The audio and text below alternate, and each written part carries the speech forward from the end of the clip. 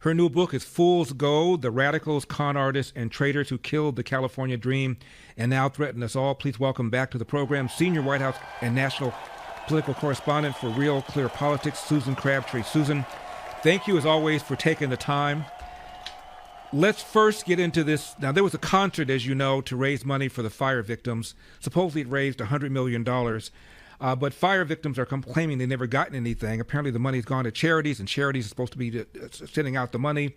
This is a guy named Spencer Pratt. He is a media personality who, after he said this, was referred to as a C-list celebrity by your friend and mine, Gavin Newsom. Number two. That $100 million Fire Aid concert, guess what? Sue Pascoli over at Circling the News and her deep dive investigative journalism discovered that the second round of $50 million funding, guess who took a fire aid grant? Let me tell you so you don't have to think too hard.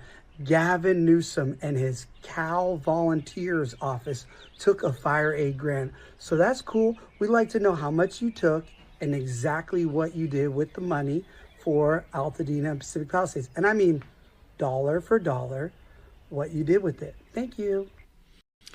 Susan, your response. Well, I certainly wouldn't want Spencer Pratt, if I were Gavin Newsom, to meet me in a dark alley. That he is on a mission. He lost his house. His parents lost his house. His friends, all of his friends, neighbors, and he is suing the state of California over the lack of water in the reservoir. And now he's, giving them hell about this fire aid concert. And more power to him. I'm surprised that more people haven't come forward like Spencer Pratt. He went to DC last week and spoke with Pam Bondi and others in the DC government, Agriculture Secretary Brooke Rollins among them. And he's on a mission to make life hell for Gavin Newsom over this Palisades fire and the Altadena fire. And I think he's, making some traction. He can't say what he talked about in DC, but the Pam Bondi has opened an investigation into the fire aid, and we're going to find out where that money went. We know it went to Annenberg and many, many different charities. The accusation that Gavin Newsom and his wife might have taken some for their charity, I think that's speculation. There was some evidence that they had Cal Volunteers on the website, the fire aid website, then it got scrubbed.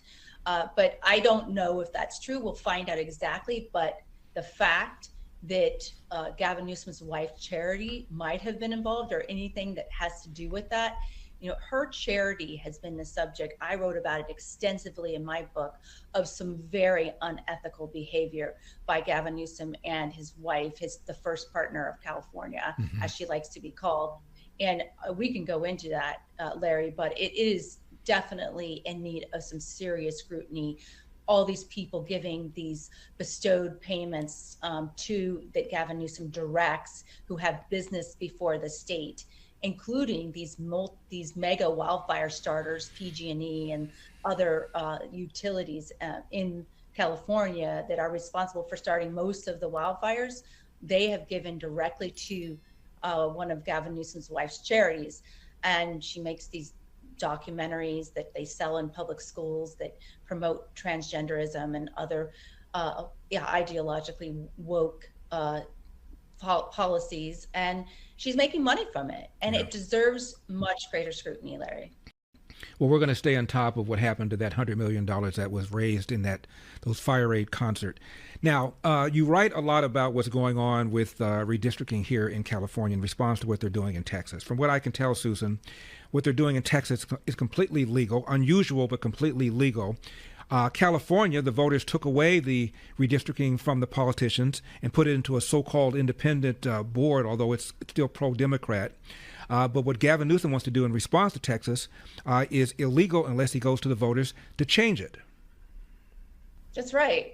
Carl DeMaio, an assemblyman and former conservative talk show host in San Diego, he has written a letter to the Legislative Council for the legislature asking, why is this illegal, and to get their response, because the bottom line is Gavin Newsom doesn't care if it's legal or not. He's making no bones about it. He says strange quotes like, this is an assault on democracy, so we're going to assault our own democracy, basically, is what he's saying.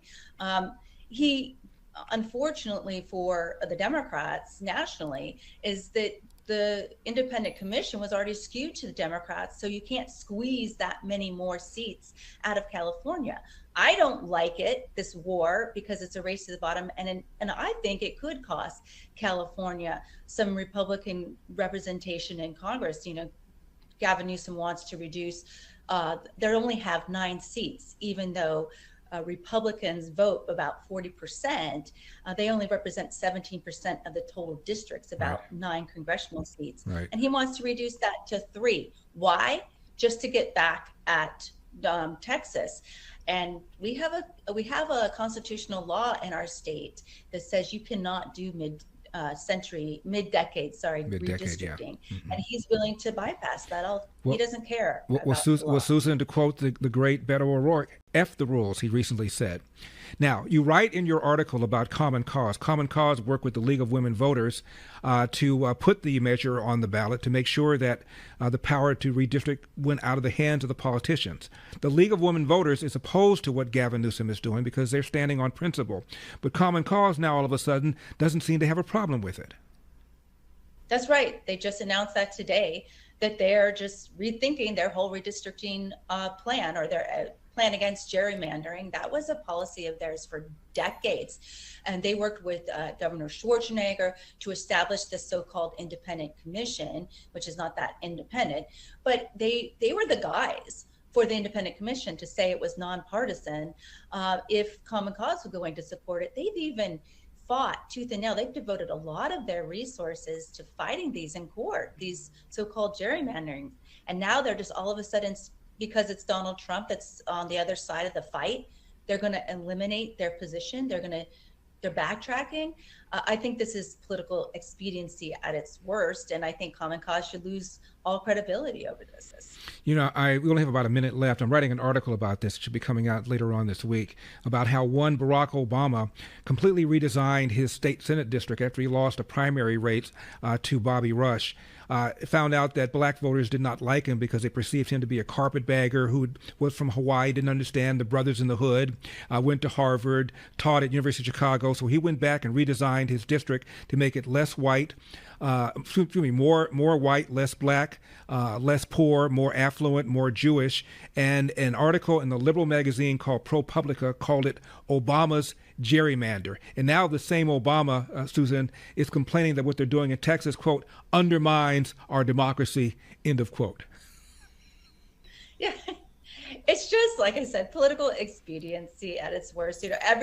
Both sides seem to be doing it right now, although, Texas, because of California's problems, there's been an exodus to Texas from California. So, they do have a change in their voting and their demographics. Your new book is Fool's Gold: The Radicals, Con Artists, and Traitors Who Killed the California Dream and Now Threaten Us All. Thanks a lot, Susan. I appreciate it. Absolutely, Larry. Thanks for having me. You got it.